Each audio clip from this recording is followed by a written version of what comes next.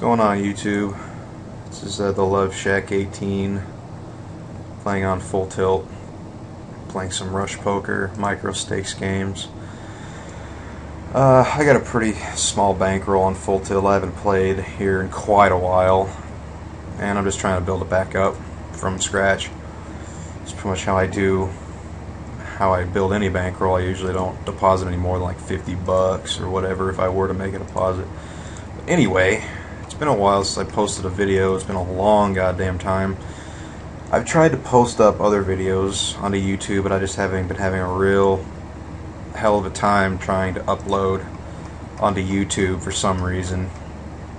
I'm still trying to figure it out. I hope I can get this one on there. But anyway, I just got a message for all you poker players out there that consider yourselves good players, but aren't doing as well as you think you should be doing. And pretty much the message I'm here to tell you is, and I'm sure all of you have heard it before, is poker is a long-term profit game. I think what has hung me up over these past few years playing poker online is that I never really fully grasped the concept of poker being a long-term game.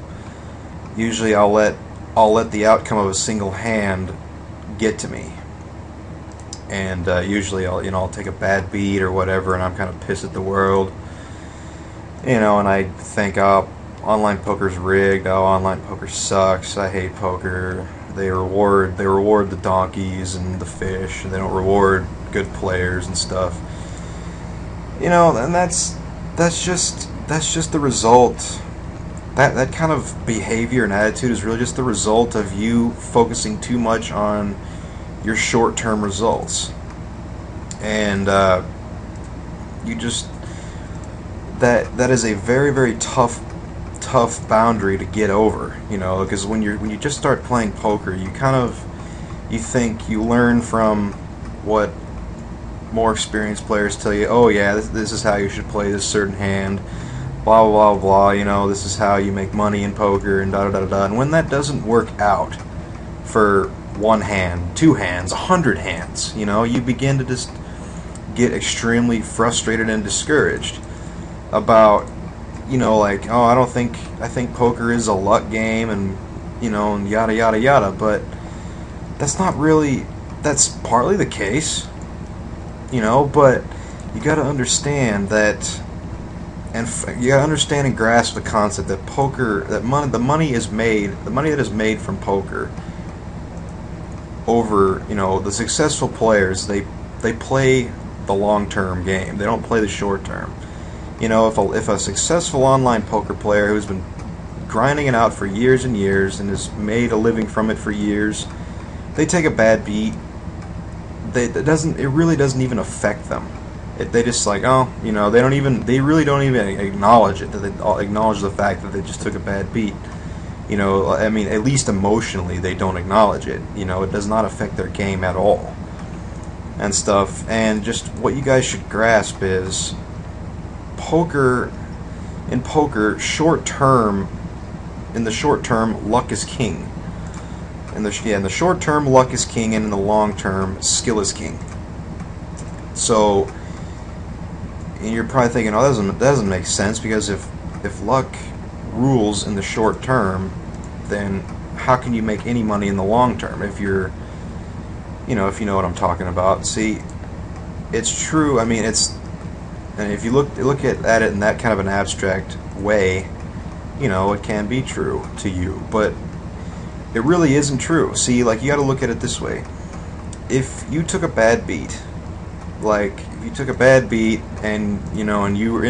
you take that situation in your head, and you replay that same hand, same situation 1,000 times over, you're going to be ahead. You're going to guaranteed you're going to be ahead. And I'm talking a bad beat, like maybe like ace king, it's ace queen, and the ace queen ends up winning, or like you have a pocket pair against a smaller pocket pair, and the smaller pocket pair wins. I'm talking that's the classic term of a bad beat.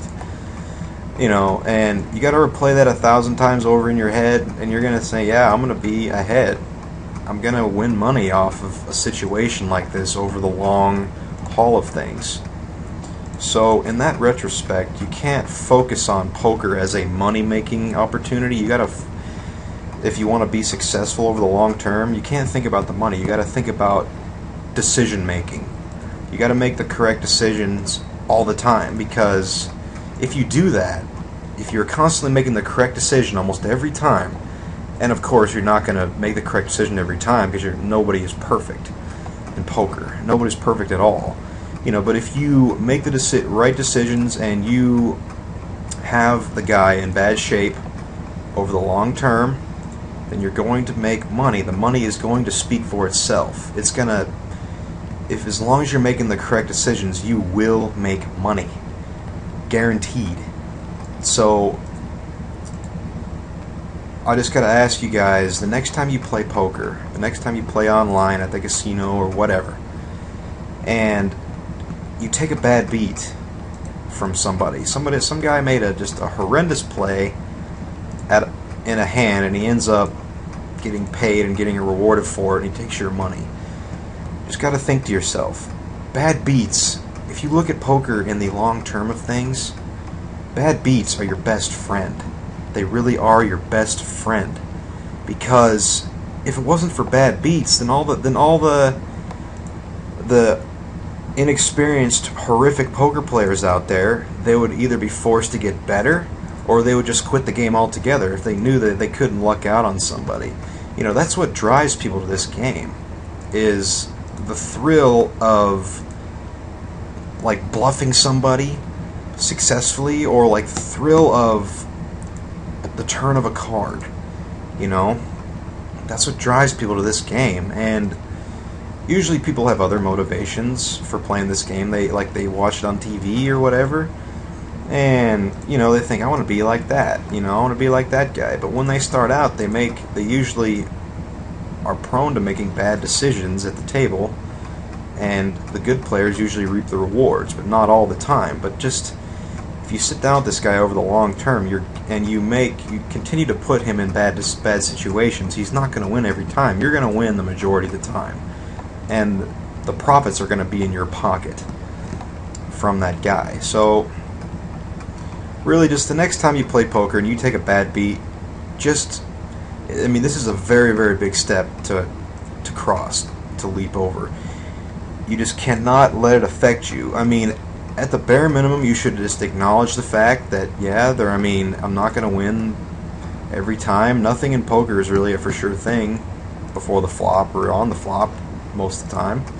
You know, if you're going to play poker and you look to be successful, then you need to accept the short-term risks of poker. You have to accept that there is such a thing as short-term risks, but you must take them. If the correct decision lies in taking a risk, then you must do it, because you got to remember, in the long term, you're going to make money. So just a message for you guys out there, and you can beat variance.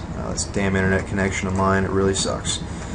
It's really slowing me up. But anyway, just practice on making correct decisions in this game, and learn what those correct decisions are.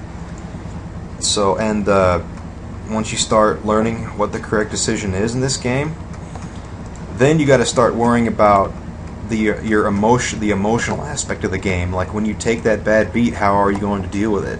Because if you deal with it in the wrong way, then your skill in the technical part of the game is nullified, because you're probably going to lose your money back that you won by playing decent poker, because you're emotionally steaming and on tilt.